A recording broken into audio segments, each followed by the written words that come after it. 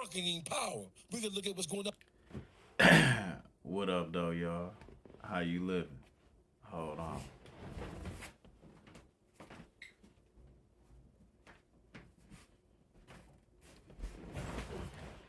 What's the deal? Y'all already know I fuck with Dawgface. You know, I ain't met him personally, but he got a certified name in places where it's important to have a good name at. And I like some of the shit he been attacking on the internet.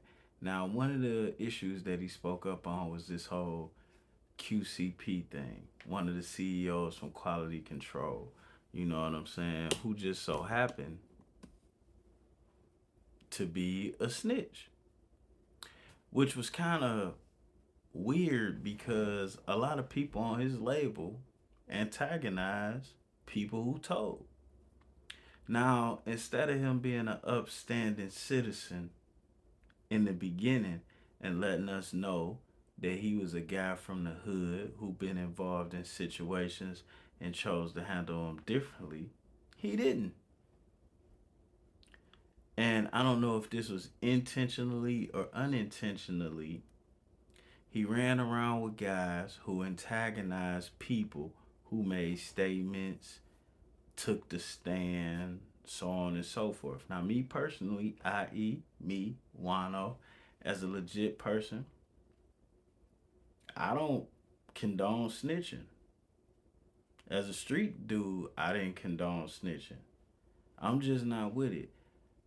And it don't have nothing to do with me being a street dude. It's just that I feel as though you shouldn't get involved in anything that you ain't willing to stand up for. Even if it's not what you signed up for. Like example. For example, one time in my life I had 6 or 7 girlfriends. That come with a whole lot of bullshit. But I signed up for it. Some of the bullshit I didn't think was a part of the game, but it was. Cause so since I signed up for it, that's what it is. I ain't never complain about it because I signed up for it, and that go with everything else, from being friends with certain people, being around certain shit, etc., etc. You gotta know what you signed up for, or sometimes you don't, and you gotta take it. Shit, I'm a father. Did I sign up for everything that come along with that? Hell no. But that's the game. So beware what you signed up for. Now let's see about this shit here. With Puffy, see that? But who this nigga that got a whole city The whole paralyzed city? with fear? Not the I whole ain't city. afraid to say it, but you ain't say it out loud. Not the whole city. You ain't touched the subject. You Not the ain't whole raised your city. motherfucking voice. How can a rat motherfucker like that? Mm. And QCP acknowledged that he told. Yes, I did. I never wanted to be in the street. I ain't asked for this. My friend lost his life to a motherfucker who didn't value life and blah, blah, blah. He had kids and blah, blah, blah. I get it. But no matter what the See, Dogface skipped over that part. Uh, I'm a different type of YouTuber. Dogface skipped over that part. Yo, his man's was selling drugs in a trap, and from the police report, QCP used to go over there and play video games with him. And I have a son that's like 13.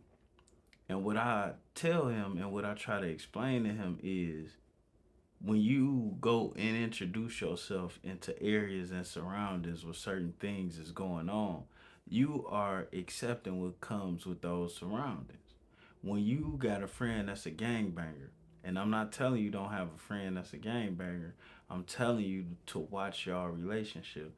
But when you got a friend that's a gangbanger, and instead of you bringing him out to the suburbs with you, or bringing him XYZ places outside of his gangbanging element, you going to hang in a gang banging element with him, then that mean the other gang bangers that he beefing with is gonna see you as an associate as him, i.e. a gang member, which makes you a gang member by default based on your choices.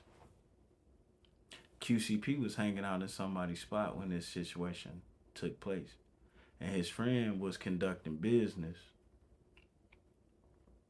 with somebody that did what they did to him. And he saw it, which furthermore puts me in a funny situation because if you was a clear civilian, one or two things would have happened in that situation, which is understanding would have been understood that what you just saw can never be spoke on, or you get killed. But by him not getting shot and speaking on it, it leads me to believe that there was a respect factor for him or somebody he was connected to keep him safe in that situation.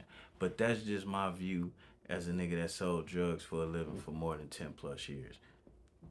That ain't got no felonies on his record. But hey, what do I know? I'm just a successful drug dealer who retired living off his pension from the gang. Is a snitch. Period. Let me look in the camera and tell you, nigga. You was a snitch. Unequivocally, motherfucker snitch. Let me fast forward. 2 weeks ago, I'm in Atlanta. And that's why he get the title of a snitch, because to a degree, he had to have some involvement in the street.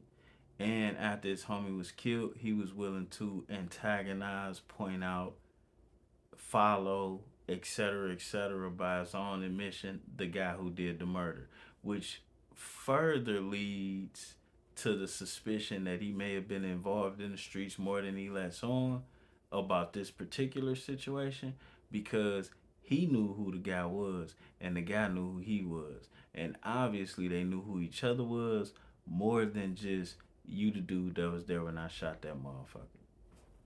Just based on their interactions. In the club in Buckhead.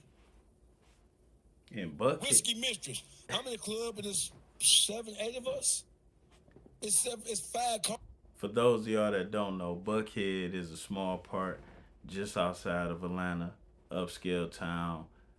Taxes a little higher, places a little nicer, people make a little bit more money, etc. Cars of us, so it's 7, 8, 2, 2, 5. Used to be where the white folks 1, that 2, wasn't racist lived. 8 of us. 5 cars. When I lived right? down there. We in Michigan, whiskey. Shout out to my man, Michigan Made Tay. Now go follow Tay on Instagram, man. That's his get down. That's his situation. Sunday nights at Whiskey Mistress, amazing. Whiskey Mistress is a club on Maple Street in Buckhead, right around the corner from Phipps and Lenox, right? So on Sundays, which is the Dog, that was very Detroit of this nigga Dawgface. Now this ain't got nothing to do with the whole topic, but for him to just talk about how he almost set it off at his homie's party and then double back and promote how upscale and professional his homie's party is crazy. But it's on point. That's real Detroit. That's real Detroit right there. You know what I'm saying? Black power and support overtakes everything. But you always gotta address the bitch nigga.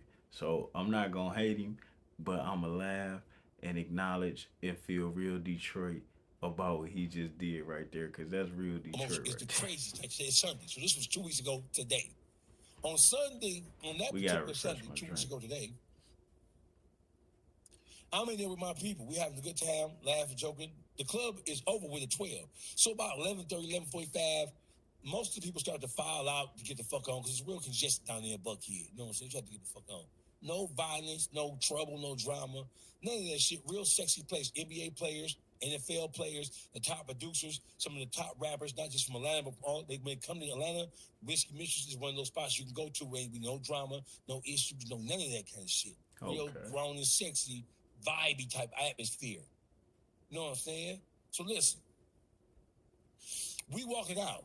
And, you know, I'm a security-minded motherfucker. No matter who I'm with, I'm always usually the last motherfucker out the door. Even in situations where we're not expected to have any drama, any issues, I make sure my people out, and I'm walking out to make sure everything is good. I'm walking out last. That's how I am. I'm a penitentiary nigga. I'm a security-minded vanguard type nigga. Says it be the shit I be on. So how it happens is that, so on Sunday nights, it's the biggest night. So Whiskey Mistress sits far back off of the street. There's a parking lot. Their parking lot is in front. Goddamn, Dawgface, you gonna give us the whole layout, the scene, the time, the place, the motherfucking.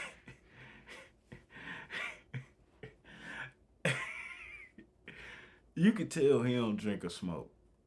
Cause he okay, we got it. Your memory is motherfucking adequate, man. You know what I'm saying? I ain't gonna joke on the OG too much because I'm the little homie. But I'm about to joke on his ass. This nigga about to take us all the way around 285, back up 75 to jump through, turn through the loop around and bring the back streets up to the club. Dog. This nigga here. of it. So on Sunday nights, the party is so humongous, they put a giant tent over the entire parking lot. The parking lot is bigger than the actual club itself. Okay, And they set the reconfigure the atmosphere. parking lot into booths and sections, high top tables. They have food, bar outside. Now in Detroit, that shit ain't common. The club be bigger than the parking lot. You fuck around, you go to a good place to party at in Detroit, you might be parked on a residential street. And that's a fact. It's a motherfucking fact. Everything. Only on Sunday nights do they do this, right? So it's a really cool, dope ass spot. Really fly. Flyest shit you ever seen. So as we walking out, right? So everybody is OG Freeze, and then it's me taking up the rear. So what happens is at Whiskey Mistress on Sunday night, because they turn the parking lot into the extension of the club, they have metal gate barriers, right? So the first barrier is on the city side, right at the city sidewalk. You walk to that first barrier, you stand in the line for a minute, and you walk from the first barrier, the first railing barrier. It's like from the city sidewalk, and then a rail, and then about 20 feet forward, there's another rail where you get shook down by security, winded down the whole 9 yards, and you pay for admission, or you tell them what booth you got, what section you got, and they let you in, right? So when you're leaving, right? When you're leaving the club, you have to walk out the same way you walked in. So you get to the first rail first, which was the last rail coming in, where you pay to get in after you get shook down. So when you're leaving, you go to the first rail. So in between the first rail, which is like 20 feet from the second rail, and the second rail is at the city sidewalk, about a 20-foot gap between each rail.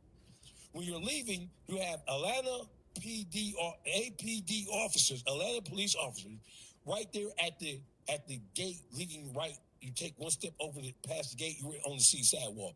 You have police there with garbage cans telling people, hey, you can't walk out of here with that drink, that cup in your hand.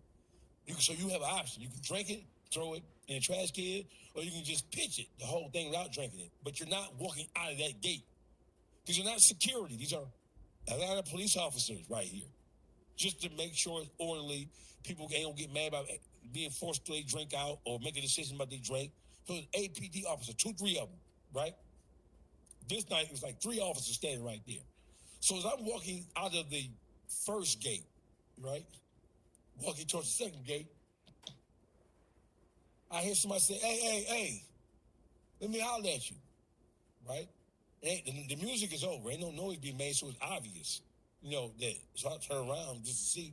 I turn around, and it is none other than QC P right here, right? So I turn around. Now, my people had, some people had kept on walking through the gate. They already out this joint, right? So he said, man, hey, man, ain't you from Detroit? So I turn all the way around. I know who it is. I know I ain't said shit about this nigga. You know what I'm saying? So I said, what's up? My response to him saying, man, ain't you from Detroit? I said, what's up? He said, man, don't they call you Dawgface? He knew who the fuck you was, man. Once again, I said, what's up? Twice I'm saying, what's up? Because, I'm not finna answer no questions, nigga. Right. When you said, hey, man, let me holler at you, you knew it was me. You know what I had said about you on Instagram and on you. Dog. You know what I know about this? Is I can't believe this video just coming out because I think this incident happened like a week or 2 ago. But this the funny thing. If Dawgface was in any of the other states that he promotes in or he does business in, and somebody approached him like that, he'd have fucked up the club. So shout out to whoever club or whoever promoted that event he was at because he must have ultimate respect for y'all. And then I even got to give a shout out to QCP because he ain't the type of nigga that you can ask a question like that more than once. Really, by him being so loud, he ain't the type of dude that you could roll up on and ask a question like that, period. You would have to roll up on him and state your case. And not stating your case with a nigga like that is an automatic fight. Not to say he gonna win every fight, but he like my youngest son. It's hard to explain, you know what I'm saying? But it's automatic hands throwing at certain situations. I got distracted thinking about my youngest son. This guy here, man, shit. I gotta get my money up for this guy. He all morals and principles, and you disrespect morals and principles, he putting hands on you. But this ain't about my son. Dawgface showed respect to QCP because he ain't just bomb on him. And QCP a big dude, but I'm a little nigga too. And I prefer getting into bigger dudes myself. One, for how I feel after it, and two, how I feel during it. Because being able to climb up somebody's face and slide down their neck while kicking their ass, I mean, it's a remarkable experience. And he forgone that experience to get his guy a chance to be a man. That's what I'm hearing. And the nigga didn't take the chance at being a man. And from my experience in Atlanta, niggas doing all that over asking questions is not Atlanta. It is Atlanta to make sure or to give you the opportunity to know that they know who you are. And then they go from there. Country dumb is a part of that and all that, but what Dawgface saying this nigga did, that ain't too common. Especially without it being no hands thrown after. YouTube. So when you ask me, man, ain't you from Detroit? I'm not finna answer shit, nigga, because You at got this your point, buffs on? if you He must confront ain't me have his anyway, buffs on. nigga, if you're a $300 million nigga that's confronting little old me, the head of quality control, the face of quality control, little baby, little y'all, city girls, and everything else that you do, nigga. If you confront me, little old me, YouTube, nigga, me, before you said one word to me, you had already realized that it was me. So for me to answer any questions at all, that's a no. I don't know who you've been talking to, nigga. I'm not finna answer nothing, nigga, because when you seen it's me, I seen it's you, nigga. It's up. That's how I'm looking at it, nigga. Just so that we on the fucking same page, nigga. That Right. was what was going through my mind, and I told you. That's what. You know what? I fuck with Dawgface a lot. And I know what the hell he about to do. He about to go on for another 15, 20 minutes explaining the principalities and the respectabilities and the understanding and the courtesies that was extended. Not only is he an East Side nigga, he's a prison nigga. That's gonna be a lot of explaining. East Side niggas don't say a lot until they got a lot to say. West Side niggas say a lot and ain't got shit to say. Big differences. Long story short, you end up in a long conversation up front on one side of the situation, and on the other side of the situation, you end up in a long conversation before you get your ass fucked up. So, like, I already know where he's about to go because he's an East Side nigga. So, we going to get off of that for now because we ain't got that much time to listen to Dawgface go off on a tangent on Juan-O's world. But I'm gonna cut it short. QCP apparently, and I can't say he got the whole city of Atlanta scared, but what I will say is the whole city of Atlanta knew what he's done. in the whole city of Atlanta. He been around Gucci, he been around Jeezy, he been around all of these people while everybody knew he did what he did. Now, it's no problem with him being around people and him being a snitch, but it is a problem with him being around people and him being a snitch and them not standing on that. You understand? Like, for example, if one of my people go ahead and cross that line and I decide that that's my people, period, then I can't sweep what they did under the rug when I tell you that that's my people. I got to be upfront with that because I come from the game. And that's my obligation to the game. Because as a legitimate person, as things ain't working out, or shit go bad, or my bitch try something, or my baby mama try something, whatever the case may be, all I have to rely on is the game. I still rely on the game. I don't dig into my 401k. I don't sell stock. I don't sell houses. I'm holding all that shit. So when it come down to me needing something, I got to dig into the game. Therefore, I respect the game. So if somebody around me is bad or game goofy, like they say on the West Coast, or dirty, as they say in the South, and they rolling with me or I'm still associated with them, it is incumbent upon me to let other factors know the severity of that situation. At least the particulars. And none of them did that. So like the whole thing about P being a snitch, like that sullies the name of a lot of Atlanta Giants because all of y'all was fucking with this guy, knowing he did what he did. And if it was a situation of just it stopped where he was at his homeboy trap playing video games with him and he told what he saw, that would be different. But it ain't stopped there. And then you didn't acknowledge these facts to the world. Shit, that nigga QCP could have changed the world. The Migos got hot in what, 13, 14?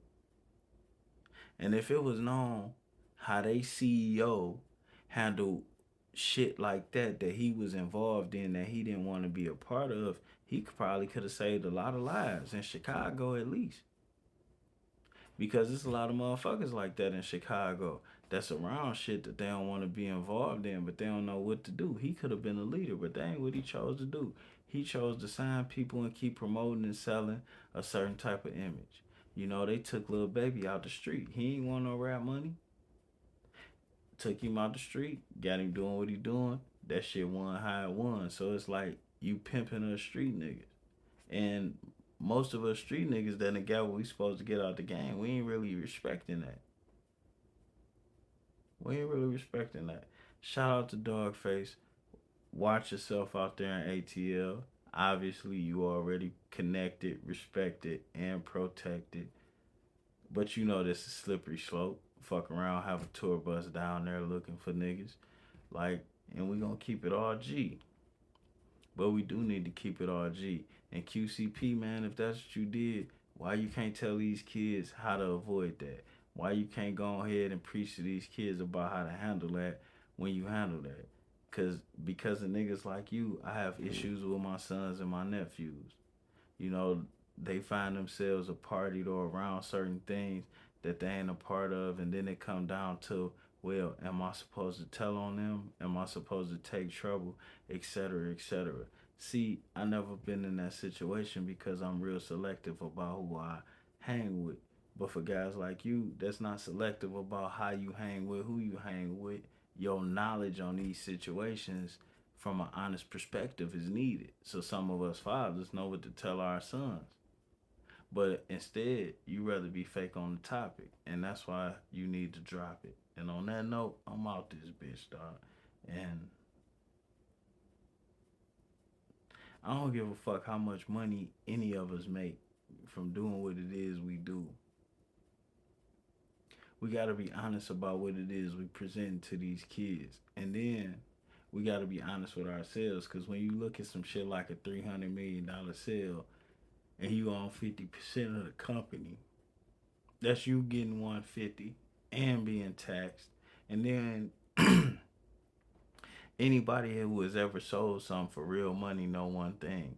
The chances of you getting actual cash in your hand for what you selling is very rare once you pass $1 million. So that money you got for selling that company is not liquidity. It's not liquid. And the chances of you being able to build another three, four, five artists that hit is rare. Why would you disrespect us on the ground floor, bro? Makes no sense. We out.